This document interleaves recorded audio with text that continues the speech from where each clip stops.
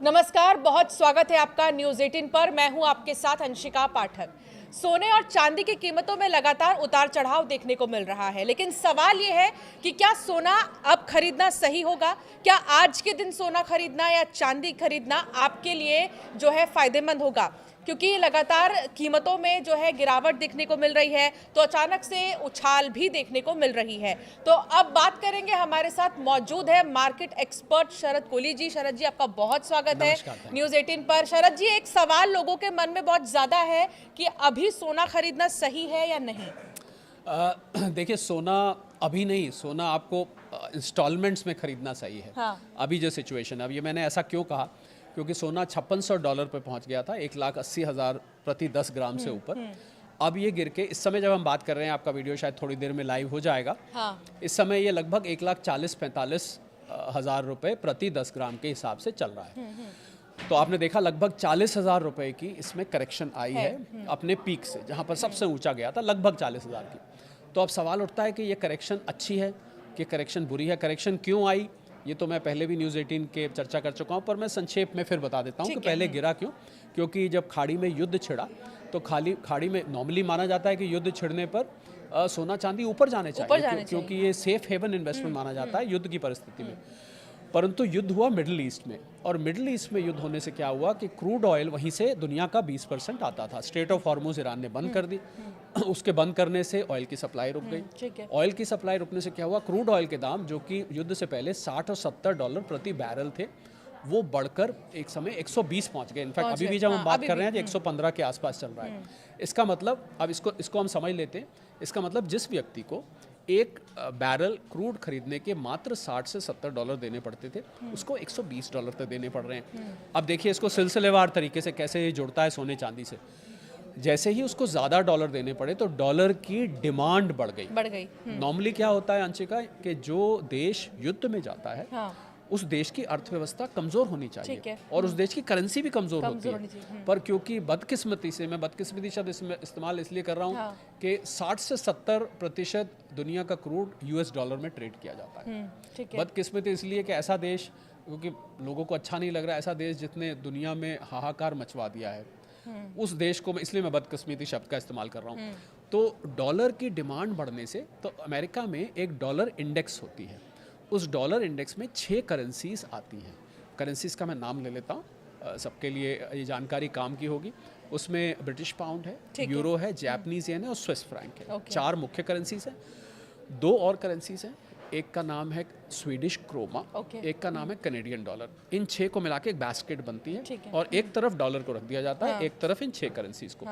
तो dollar index जब अंशिका मजबूत होती है, यानी कि जब डॉलर, क्योंकि डिमांड बढ़ गई ना डॉलर की, तो जब डॉलर इंडेक्स ऊपर जाती है तो अमेरिका में कुछ बॉन्ड्स ट्रेड किए जाते हैं, उसको ट्रेजरी बॉन्ड्स कहते हैं।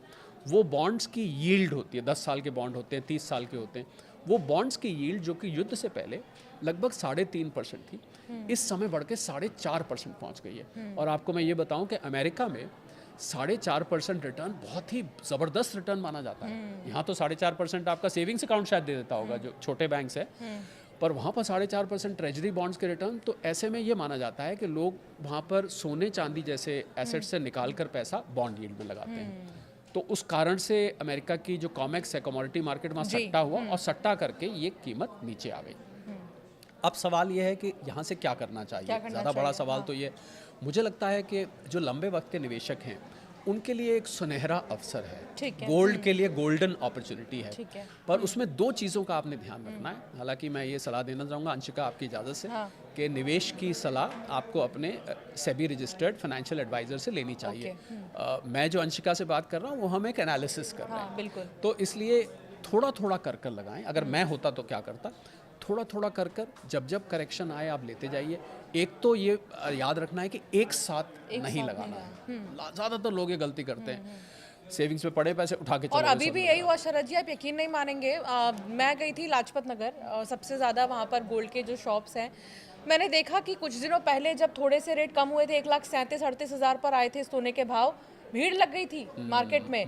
तो कई सारे जो इन्वेस्टर्स हैं जो ये सोचते हैं कि हम अपने पैसे को गुड सेविंग के तौर पर, ठीक है सोना इज गुड सेविंग्स ऑल्सो, लेकिन एक बल्क में खरीद लेना जी। जैसा कि आप बोल रहे हैं वो गलती नहीं वो करनी गलती है। है क्योंकि एक्चुअली बल्क में इसलिए लेते हैं कि जो साइकोलॉजी वो ये कहती है भाई पैसा रखा लगा दो, हाँ क्योंकि बार बार लेने में मेहनत ज़रूर लगती है। मेहनत तो है ना बार बार लेने में। देखिए एक इन्वेस्टमेंट की दुनिया में कहावत होती है, हाँ if you want your money to work for you तो you should work for your money first. यानी अगर आप चाहते हैं आपका पैसा आपके लिए काम करे तो पहले आपको अपने काम पैसे के करना लिए होगा। थोड़ा काम करना पड़ेगा। तो ये काम हो गया ना कि आपको जब जब आए, बड़ी पेनफुल, आपने कहा आप लाजपत नगर गए, अब आप लगाइए मैं आपको कहूँ कि आप 10 बार लाजपत नगर जाइए तो आप कहेंगे ये तो बड़ा पेनफुल प्रोसेस है भाई, इतना समय भी नहीं होता। परंतु इन्वेस्टमेंट में ऐसा करना पड़ता है। तो पहला, एक साथ नहीं लगाना है। दूसरा, लंबे वक्त के लिए लगाना है। होता क्या अंशिका कि लोग आते हैं निवेशक बनकर और ट्रेडर बन के चले जाते हैं। यानी कि लिया था 5 साल के लिए, सोच के लिया था चलो भाई अब 5 साल पैसा इसमें लगा दें, और जैसे ही थोड़ी बहुत कीमत ऊपर नीचे होती है, नीचे गई तो हड़बड़ाहट में बेच दिया, ऊपर हुई तो थोड़ा सा मुनाफा लेके बेच दिया। तो 2 बातों का ध्यान रखना है, लंबे वक्त के लिए लेना है और थोड़ा थोड़ा करके लेना है। और मैं आपको बता रहा हूँ कि अगर आप इसको 2 से 5 साल तक लेके रखेंगे आपको ये बहुत अच्छा क्योंकि रिटर्न देगा, क्योंकि ये एक शॉर्ट टर्म इवेंट है, एक असाधारण परिस्थिति है, असाधारण घटना घट रही है। तो मुझे लगता है लंबे वक्त के जैसे ही गोल्ड सिल्वर की मार्केट इसको भुलाना शुरू करेगी, क्रूड ऑयल को और जो क्रूड ऑयल बॉन्ड यील्ड को जिनका मैंने जिक्र किया, डॉलर इंडेक्स को, वहीं से आपको सोना चांदी ऊपर जाता शरद जी, वापस जो दिखाई दर्शक हमें सुन रहे हैं आज, उनके लिए आसान भाषा में अगर हम उन्हें समझाना चाहें, जैसे मेरे पास 5 लाख है जी। फॉर एग्जाम्पल, मेरे पास 5 लाख है और मैं उसको सोने में इन्वेस्ट करना चाहती हूँ कि मेरे पास उतना सोना रहे 5 लाख में, जिससे कि फ्यूचर में वो अगर उसके रेट बढ़े तो भी मुझे फायदा हो। तो उसको मैं कैसे बांट सकती हूँ उस 5 लाख को? सोने में कहाँ कहाँ इन्वेस्ट किया जा सकता है? मतलब आप खाली सोने में करना चाहती हैं 5 लाख को? सोने ज्वेलरी में, हाँ। ज्वेलरी, देखिए ज्वेलरी में तो अंशिका सारा पैसा नहीं लगाना चाहिए। आई थिंक सोने की जो ऑर्नामेंटल वैल्यू है, यानी कि एक महिला जो सोना पहनती है, पुरुष भी बहुत पहनते हैं, तो उसको और निवेश को अलग कर देना चाहिए। ठीक है। पहले तो ये ध्यान रखिए, क्योंकि अगर आप ज्वेलरी में निवेश के लिए लगाएंगे तो आपसे ज्वेलर मेकिंग चार्जेस ले लेगा, बिल्कुल। और उसमें जिसको हम गांव की भाषा में खोट कहते हैं, उसमें इम्प्योरिटीज़ भी होंगी, तो वो आपको फिर पूरा प्रॉफिट आप उसका वसूल नहीं कर पाएंगे। तो इसलिए आपको लगाना चाहिए, या तो अगर आपके पास रखने की जगह है तो 24 कैरेट के कॉइन्स और जो बार्स होते हैं वो लेने चाहिए, पर उसके लिए आपके पास रखने की जगह अच्छी होनी चाहिए। और जो लोग, बाय द वे मैं यहाँ बताना चाहूँगा, जो लोग लॉकर में रखते हैं, बैंक के लॉकर में, बहुत सारे लॉकर्स के टूटने के समाचार मिलते रहते हैं समय समय पर। अभी रिसेंटली अभी आया था एक लॉकर का। और मैं ये भी बता दूं कि लॉकर में आपका जो इंश्योरेंस है, यानी कि अगर लॉकर में कल को कुछ हो जाता है तो जितना आप लॉकर का किराया देते हैं, मान लीजिए आपका लॉकर का किराया साल का 2,000 रुपये है, तो उससे 100 गुना इंश्योरेंस है। यानी कि 2,000 के बदले में 2 लाख रुपए ही आपको मात्र मिलेंगे। मान लीजिए आपका सोना ज़्यादा रखा है तो वो आपको नहीं मिलेगा। तो इसलिए locker is not a very good idea, ये मैं कहना चाहूँगा। तो अगर आपके पास रखने की जगह सुरक्षित है तो सबसे अच्छा तो बार्स और कॉइन्स हैं। ठीक है। पर अगर आपके पास सुरक्षित जगह नहीं है तो ETF, जिसको एक्सचेंज ट्रेडेड फंड कहते हैं, उनमें आप लगाइए। बहुत सारे, और वो मार्केट में ट्रेड होते हैं, कभी भी आप खरीद सकते हैं, कभी बेच सकते हैं। सबसे सेफ वही एक रास्ता निकल कर आया है। और इनकी कीमतें भी मैं यहाँ बता दूँ, इनकी कीमतें भी जो सोना चांदी की कीमत आप ऑनलाइन देखते हैं वैसे ही चलती हैं। ऐसा नहीं कि ये कहीं और जाते हैं और फिजिकल गोल्ड कहीं और जाता है। तो इसलिए ज्वेलरी के लिए मैं दोहराना चाहूँगा, हालांकि पहले भी मुझे याद है न्यूज़ 18 के बहुत सारे प्लेटफॉर्म पर ये बात बोली कि आपको ज्वेलरी में निवेश नहीं करना चाहिए। निवेश को और ज्वेलरी को अलग कर दिए। इसीलिए अंशिका ज्वेलरी की जो कम कैरेटेज है वो पॉपुलर होती जा रही है, क्योंकि जो लोगों को मान लीजिए शादी ब्याह में पहनना है, मान लीजिए आपको कहीं पहना, हालांकि मुझे कुछ कमेंट्स पढ़ने को मिले, कुछ लोगों ने कहा अगर हम कम कैरेट का सोना खरीदते हैं तो उसमें तो पीलापन कम होता है, उसमें उतनी चमक नहीं होती, उसमें वो जो गोल्ड वाली बात होती है वो नहीं दिखाई देती। अब वो उसमें बहुत सारे ज्वेलर्स ने अब क्या किया है कि उस पर फिर सोने का पानी चढ़ाना शुरू किया है, यानी कम कैरेट का लेके पानी वैसा ही चढ़ा दिया जिससे देखने में वैसा ही लगता है। तो वो एक I think that is a decorative item, उसको आप रखिए। तो ज्वेलरी और निवेश को अलग अलग करके। एक सवाल ये, जब आपने मेकिंग चार्जेस का जिक्र किया तो मेरे मन में सवाल ये आया कि जब हम बड़े ब्रांड्स में जाते हैं तो मेकिंग चार्जेस बहुत ज़्यादा होते हैं, जब हम अपने लोकल सुनार के पास जाते हैं तो उनके मेकिंग चार्जेस कम होते हैं। सवाल ये है कि जब चीज़ एक ही है तो फिर मेकिंग चार्जेस में डिफरेंस बहुत अच्छा आपने सवाल पूछा। जब आप बड़े ब्रांड के पास जाके ये बात बोलेंगे ना, तो मालूम है आपको क्या जवाब देंगे? वो कहेंगे कि हमारे यहाँ एक तो उनकी वैसे भी क्योंकि कंपनी बड़ी होती है कि हमारे यहाँ कॉस्ट ऑफ प्रोडक्शन ज़्यादा है, हम लोग प्रोफेशनल्स को रखते हैं, हमारी सुविधाएं बेटर हैं। दूसरी आपको ये बात बोलेंगे कि हमारे यहाँ प्योरिटी की गारंटी है, तो इसलिए हम मेकिंग चार्जेस फालतू लेते हैं, पर कम से कम आपको जो चीज़ दे रहे हैं वो बिल्कुल शुद्ध है। अब आप जब छोटे ज्वेलर के यहाँ जाएंगे तो वो आपको बोलेगा कि हमारे मेकिंग चार्जेस कम है, पर हम आपको सस्ता पड़ेगा यहाँ से। पर आपको उसमें चेक क्या करना है, आपको उसमें खोट चेक करना। और आजकल मैं बताना चाहूँगा सभी फॉलोअर्स, व्यूअर्स, सब्सक्राइबर्स को कि आजकल एक कैरेटोमीटर आ गया है। तो कैरेटोमीटर अगर आप कहीं से कर लें, उनको बोलिए ज्वेलर को कि मुझे आप इसको कैरेटोमीटर में डाल के दिखाइए कि इसमें कितनी खोट है। अगर आप खोट चेक कर लेते हैं तो छोटे ज्वेलर के पास जाने में कोई हर्ज नहीं है, क्योंकि आप ठगे ना जाएं। ये आपको देखना है, क्योंकि होता क्या है, क्योंकि शरद जी मुझे लगता है 24 कैरेट 22 कैरेट का जो प्राइस है वो ब्रांड्स में भी उतना ही है और लोकल सोनार के पास भी उतना ही है, लेकिन मेकिंग चार्जेस से इंसान मार खा जाता है। जी हाँ, देखिए जो कीमत होती है अंशिका, वो जितनी भी ज्वेलर की कम्युनिटी है उसमें सुबह इनका ग्रुप बना हुआ है, उसमें सुबह कीमत खोल दी जाती है। तो कीमत तो सबको वही रखनी पड़ती है, पर फ़र्क पड़ता है मेकिंग चार्जेस में और खोट में। तो मुझे लग रहा है कि इम्प्योरिटी जो है वो आपको ज्वेलरी लेते टाइम किसी भी तरह, आजकल कैरेटोमीटर आया है, वो इलेक्ट्रॉनिक है, आप उसमें अंदर रखिए और वो तुरंत आपको बता देता है कि कितने कैरेट की है, यानी कितने कैरेट की मतलब इसमें कितना खोट मिला हुआ है। और इम्प्योरिटी मैं बता दूं लोगों को, जो लोग जानना चाहते हैं, कि सोने को जेवर बनाते टाइम उसमें दूसरे मेटल्स मिलाए जाते हैं, सस्ते मेटल्स, जिससे कि, और मैं ये भी बता दूं साथ में कि 24 कैरेट सोने की ज्वेलरी नहीं बन सकती। कोई अगर आपको ये कह रहा है कि जी बिल्कुल 24 कैरेट गोल्ड है, उसकी ज्वेलरी नहीं बन सकती, एक अंग्रेजी में शब्द होता है उसको मैलिएबिलिटी बोलते हैं। वो अगर आप 24 कैरेट की ज्वेलरी बनाएंगे तो मुड़ जाएगा। कुछ भी आप बनाएं, कंगन बनाएं, आप हार बनवाएं, आप कुछ भी बनाएंगे वो बिल्कुल मुड़ जाएगा, वो टिकेगा नहीं। तो सबसे शुद्ध जो ज्वेलरी के लिए गोल्ड होता है वो 22 कैरेट से ऊपर हो ही नहीं सकता। तो अगर आपको कोई ज्वेलरी 22 कैरेट से ऊपर की कह के दे रहा है कि ज्वेलरी भी है और 24 कैरेट की है, तो आप इस बात को सिरे से खारिज कर सकते हैं। तो इसलिए ज्वेलरी, और आपने देखा होगा जब से गोल्ड महंगा हुआ तो शादी ब्याहों में लोगों को दिक्कत आ गई कि भाई तो हमारा बजट सारा अपसेट हो गया, तो लोगों ने 20 कैरेट 18 कैरेट 9 कैरेट तक की ज्वेलरी लेनी शुरू कर दी। चर्चा भी 9 कैरेट की बहुत ज़्यादा हो रही है, उस पर भी हम बात करने ही वाले थे। 9 कैरेट को आप कितना सही मान रहे हैं इन्वेस्टमेंट के पर्पस से? छोटे लोग जो गांव के लोग हैं बहुत ज़्यादा, वो चाहते हैं कि अपना पैसा थोड़ा सा हम पैसे के उस रूप में नहीं, सोने के रूप में हम कहीं उसको सेव करके रखें चीज़ों को। एक डर लोगों के अंदर आ गया डिमोनेटाइजेशन के बाद से कि अगर गुल्लक में पैसे रखे रहेंगे तो पता चला कि ये नोट बंद हो गया, और फिर ये डर रहता है मन में। तो अब लोग जो है छोटे कैरेट्स का इस्तेमाल करने लगे, 9 कैरेट और ऐसे 18 कैरेट तो है ही, उसको आप लेकर देखिए, अगर आप मान लीजिए आप 1 लाख रुपए निवेश करना चाहते हैं और आप कह रहे हैं कि मैं 9 कैरेट की ज्वेलरी ले आऊं, तो मैं नहीं सलाह दूंगा। क्यों नहीं सलाह दूंगा? क्योंकि आपको पहले तो ये कैसे आप पता लगाएंगे कि वो 9 कैरेट की है। दूसरा, जब आप उसको बेचने जाएंगे तो आपको उसके पैसे इतने कट जाएंगे कि हो सकता है वो 9 कैरेट से भी ज़्यादा का आपका नुकसान हो जाए। तो उसी 1 लाख रुपए को आप 24 कैरेट का लीजिए, कोई सामान लीजिए, भले ही वो थोड़ा आएगा पर लीजिए आप 24 कैरेट का। तो 9 कैरेट की ज्वेलरी, वैसे मैं अंशिका बताना चाहूँगा, ज़्यादातर मैंने महिलाओं को देखा कि वो उसको पहनने के लिए इस्तेमाल कर रही हैं। और जैसा मैंने कहा कि बहुत लोगों ने कमेंट किया कि वो फीकी फीकी सी लगती है, वो गोल्ड लगता ही नहीं है, तो उस पर आजकल पानी लगा के उसको करा जा रहा है जिससे कि बिल्कुल देखने में गोल्ड लगे।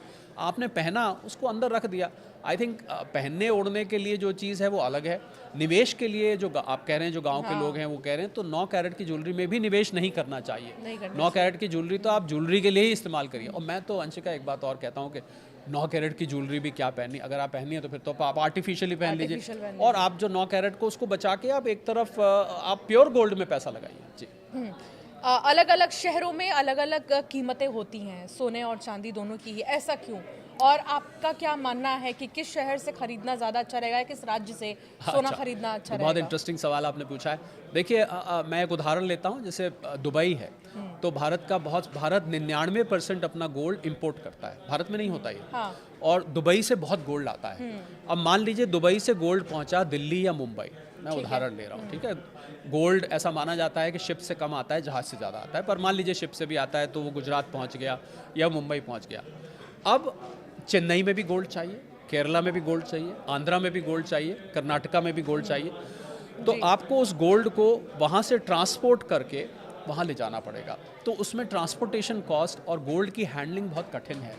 गोल्ड को तो संभाल के रखना बहुत कठिन है, आपको पता है। गोल्ड को रास्ते में चोरी ना हो जाए और उसको जो ट्रांसपोर्टर उसको लेके जा रहा है वो सेफ्टी से ले जाए, तो उसमें ट्रांसपोर्टेशन और रिस्क है। हैंडलिंग कॉस्ट जुड़ जाती है। इसलिए आपको अलग अलग शहरों में गोल्ड के रेट अलग अलग दिखाई देते हैं। मुझसे किसी ने सवाल पूछा, क्या हम दिल्ली से गोल्ड खरीद के चेन्नई में भेज दें, क्योंकि चेन्नई में बहुत महंगा है। तो मैंने कहा आप भी तो उसको उठाकर ले जाएंगे। हाँ। तो वो बात तो एक ही पड़ गई, आप भी उठा के, आपकी भी तो कॉस्ट आएगी।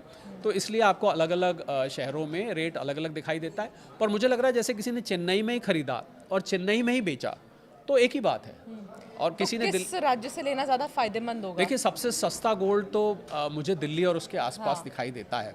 अगर आप भारत भर की गोल्ड प्राइसेस कंपेयर करें तो मुझे लगता है दिल्ली एनसीआर में सबसे सस्ता गोल्ड दिखाई देता है।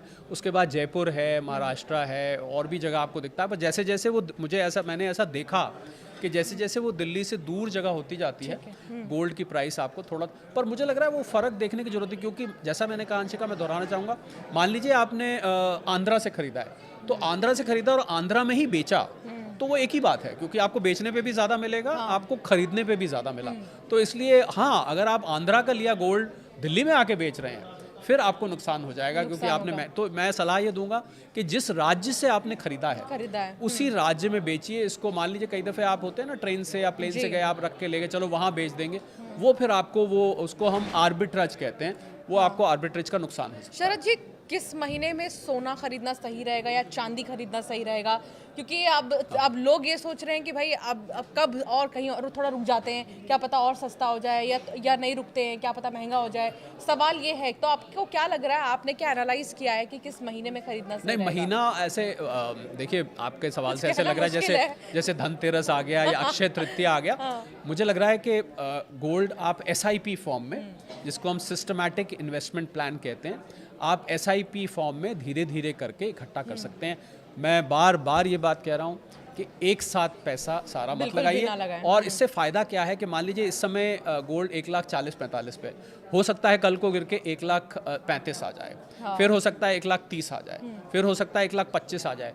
तो अब मान लीजिए आपने 5 किस्तों में खरीदा, तो आपने 1,45 पे लिया, 1,35 पे लिया, 1,30 पे लिया, 1,25 पे लिया, तो आप देख रहे हैं क्या इसके पीछे लॉजिक है। तो आपकी एवरेज कॉस्ट ऑफ परचेज कम हो जाएगी। और आपने सारा 145 पे ले लिया, 1,45,000 पे, कल को गिर के अगर 1,30 आ गया तो आप कहेंगे मैं तो घाटे में आ गई। तो इसलिए आप SIP, इसको हम सिस्टमैटिक इन्वेस्टमेंट प्लान कहते हैं, धीरे धीरे करके लीजिए। और ज़रूरी बात, बार बार मैं याद दिला रहा हूँ, लंबे वक्त के लिए लीजिए। बिल्कुल। एक लास्ट रिएक्शन आप चांदी पर दे दीजिए, क्योंकि चांदी की कीमतें भी लगातार बढ़ रही हैं और किसी ने एक्सपेक्ट नहीं किया था चांदी इतना क्रॉस करेगा। देखिए, चांदी का इंडस्ट्रियल यूज़ भी होता है। 55% चांदी इंडस्ट्री में ख़त्म हो जाती है, यानी कि चांदी समाप्त हो जाती है। और AI डेटा इक्विपमेंट्स है, सोलर सेल्स हैं, इलेक्ट्रिक व्हीकल्स में इस्तेमाल होती है। तो बाकी बचती है 45% चांदी। वो चांदी के पायल बनती हैं, ग्लास बनते हैं, झुनझुने बनते हैं, और वो चांदी की ज्वेलरी भी बनती है जी। तो चांदी के इंडस्ट्रियल यूज़ की वजह से इन चीज़ों की डिमांड बढ़ी, उसकी वजह से चांदी तेज़ भागी, पर चांदी गिरी भी तेज़। तो मुझे लग रहा है अंशिका कि अगर वैश्विक मंदी आती है तो इन चीज़ों की डिमांड गिरने की वजह से चांदी शायद सोने से पीछे रह जाए। पर फिलहाल सोना चांदी कदम से कदम मिला के साथ साथ चल रहे हैं। तो नज़र बना के रखिए। मैं सोने को दोनों के मुकाबले ज़्यादा ठोस और ज़्यादा सॉलिड मानता हूँ। बहुत शुक्रिया शरद जी हमारे साथ जुड़ने के लिए और बताने के लिए। तो सोना और चांदी को लेकर जो उतार चढ़ाव कीमतों में देखने को मिल रहा है, उसके पीछे की क्या वजह है ये आपको बताया। और सबसे बड़ी बात ये कि अगर आप निवेश कर रहे हैं, निवेश के इरादे से सोना खरीद रहे हैं, तो एक साथ नहीं, धीरे धीरे करके खरीदें।